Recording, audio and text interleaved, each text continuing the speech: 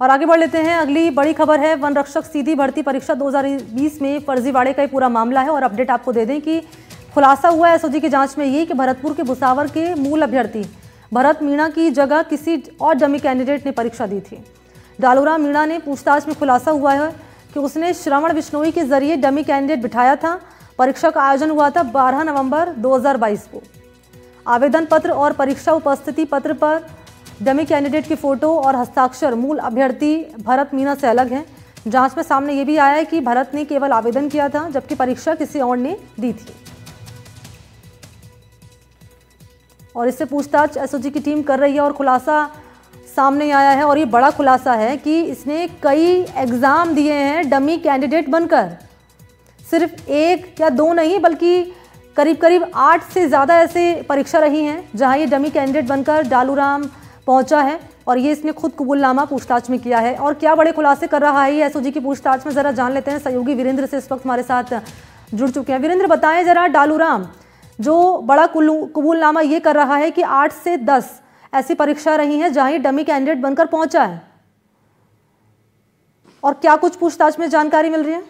देखिए मनी, आपको बताना चाहूँगा कि जिस तरीके से जो ये पूरी भर्ती परीक्षा के अंदर जो लगातार एसओजी के द्वारा कार्रवाई की जा रही है, वो कहीं ना कहीं युवाओं के अंदर भी जो है एक नई उम्मीद की किरण है वो दिखाई पड़ रही है। क्योंकि आपने देखा होगा पिछली पूर्ववर्ती सरकार के अंदर इसी तरीके के मामलों के चलते जो है सरकार जो कह सकते हैं कि विपक्ष के अंदर आई थी। और इसी का आप देखेंगे कि यहाँ पर जो अलग अलग परीक्षाओं के अंदर जो है एक डमी कैंडिडेट के रूप में बैठने का मामला है वो सामने आया, जिसके अंदर डालूराम है जिसका नाम बताया गया। उससे जब पूछताछ की जाती है तो उससे जो है कई ऐसे जो चौंकाने वाले जो कह सकते हैं कि मामले हैं वो उजागर होते हैं। इसके साथ ही आपको बता दें कि आप देखेंगे वन रक्षक सीधी भर्ती परीक्षा 2020 के अंदर डमी कैंडिडेट के रूप में बैठा गया। और इसके अलावा वीडियो भर्ती 2021 में भी जो है इसी के द्वारा जो है डमी कैंडिडेट के रूप में बैठा गया है। सीईटी 2002 में भी ये डमी कैंडिडेट में बैठा।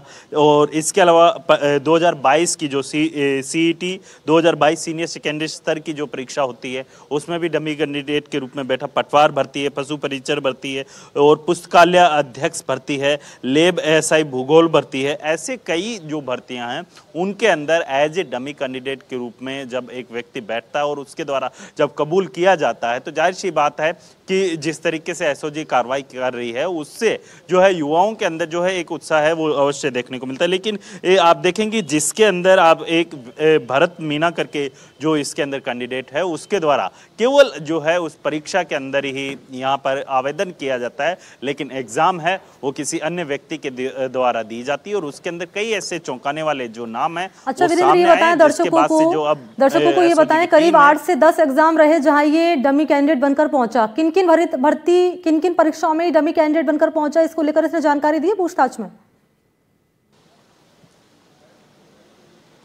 देखिए एसओजी की पूछताछ के अंदर सबसे महत्वपूर्ण बात यह है कि जो परीक्षाओं के अंदर ये डमी कैंडिडेट के रूप में बैठे हैं उनकी अगर मैं जिक्र करूं तो इसके अंदर आप देखेंगे वन रक्षक सीधी भर्ती परीक्षा 2020 में हुई थी, जिसके अंदर इसकी भूमिका है डमी कैंडिडेट के रूप में देखी गई। इसके अलावा वीडियो भर्ती 2021 के अंदर हुई, उसमें भी जो है ये डमी कैंडिडेट के अंदर बैठा है। इसके अलावा सीईटी या फिर सीईटी 2022 और जो कह सकते हैं सीनियर सेकेंडरी जो स्तर की परीक्षाएं होती हैं, इन दोनों परीक्षाओं के अंदर भी डमी कैंडिडेट के रूप में बैठा है। यानी कुल मिलाकर जो है ये लंबे समय से इसी तरीके से डमी कैंडिडेट बनकर जो है लोगों से पैसे ऐंठता था और उनकी जगह पर जो है परीक्षा देता हुआ जो है दिखाई पड़ता था। लेकिन अब जो है एसओजी के शिकंजे में आ चुका है, उससे लगातार पूछताछ की जा रही है कि आखिर और किन एग्जाम के अंदर उसकी भूमिका रही है, कौन कौन लोग थे जो कह सकते हैं जिनके बिहाफ पे ये डमी कैंडिडेट के रूप में बैठा। तो ऐसे कई सवाल ये भी रहेगा आपसे कि संलिप्तता किस किस की रही है इसमें, इसको सेंटर तक पहुंचाने में, ये पूरा फर्जीवाड़ा करने में इसने इसको लेकर क्या खुलासे किए हैं, और इसके अलावा ये भी इसको कोर्ट में पेश करने को लेकर क्या जानकारी है? देखिए अभी जो कोर्ट के अंदर है उसे पेश किया जाएगा, लेकिन सबसे महत्वपूर्ण बात यह है कि जिस तरीके से जो खुलासे हुए हैं उसके अंदर जो भर्ती परीक्षाओं के अंदर एज ए डमी कैंडिडेट के रूप में बैठना पाया गया है। और इसके अलावा इसमें देखिए मैं नाम बताना चाहूँगा जिसमें महेश चौधरी का नाम है वो सामने आ रहा है। इसके अलावा आप देखेंगे कि जो यहाँ पर भरत मीना का नाम है वो सामने आ रहा है। इसके साथ साथ आप देखेंगे कि कई ऐसे जो परीक्षा केंद्र है जहां पर आप सोचिए कि जिस परीक्षा केंद्र पे इतनी बड़ी जो कह सकते हैं कि संख्या के अंदर सुरक्षा की जाती है और उसके बाद भी इस तरीके के जो कह सकते हैं कि आपराधिक छवि के जो कह सकते हैं कि जो डमी कैंडिडेट हैं वो अंदर घुसकर किसी अन्य व्यक्ति की परीक्षा दे देते, तो ऐसे कई सवाल है उन सुरक्षा एजेंसियों पे और जो एग्जाम कंडक्ट करवाने वाली जो एजेंसियां हैं उनके ऊपर भी उठते हैं। लेकिन अगर एसओजी की बात की जाए तो एसओजी के द्वारा जब इस जो डमी कैंडिडेट है उससे डालूराम से जब पूछताछ की गई तो उससे कई ऐसे चौंकाने वाले खुलासे सामने आए जिससे एसओजी कड़ी से कड़ी जोड़ती हुई जो है इसकी तय तक जाने की कोशिश कर रही है। ठीक है, शुक्रिया आपका वीरेंद्र, क्या बड़े खुलासे इस पूछताछ में ये कर रहा है डालूराम मीणा, ये डिटेल आप दे रहे थे, बहुत शुक्रिया आपका तमाम जानकारी के लिए। और एक और बड़ी खबर आपको दे दें, यहाँ पर एनसीआरबी रिपोर्ट में खुलासा हुआ है 2023 में 2022 की तुलना में 2023 में 7.2% ज्यादा अपराध रहा है। 5193 दुष्कर्म के मामले आए हैं। और आपको डिटेल ये भी दें कि 2023 के दौरान राजस्थान में दुष्कर्म के केसेस रहे सबसे ज्यादा। एनसीआरबी 2023 की जो आंकड़े हैं वो आपके सामने रख रहे हैं कि 5193 दुष्कर्म के केस सामने आए हैं। और अगर 2023 की तुलना 2024 और 25 में करी जाए तो क्राइम रेट में आई है कमी।